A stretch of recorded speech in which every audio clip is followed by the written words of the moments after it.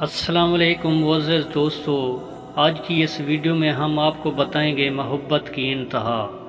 ایک شخص نے ایک خوبصورت لڑکی سے شادی کر لی، بہت محبت کرتا تھا اپنی بیوی سے، مگر ایک دن اس لڑکی کو جلد کی کوئی بیماری لگ گئی جس سے اس کی خوبصورتی روز بروز گھٹتی جا رہی تھی۔ ایک دن اس کا شوہر کسی سفر پر نکلا، واپس آتے ہوئے اسے کوئی حادثہ پیش آیا جس میں اس کی دونوں آنکھیں جاتی رہی۔ خیر، ان کی ازواجی زندگی یوں ہی چلتی رہی اور اس کی بیوی کی خوبصورتی مزید گھٹتی رہی، مگر اندھے آدمی کو اس بات کا علم نہیں تھا، لہٰذا ان کی زندگی پر اس کا کوئی اثر بھی نہیں پڑا۔ دونوں ایک دوسرے کو پہلے کی طرح چاہتے تھے اور ایک دوسرے کا خیال رکھتے رہے۔ خدا کا کرنا ایسا ہوا کہ ایک دن اس لڑکی کا انتقال ہو گیا۔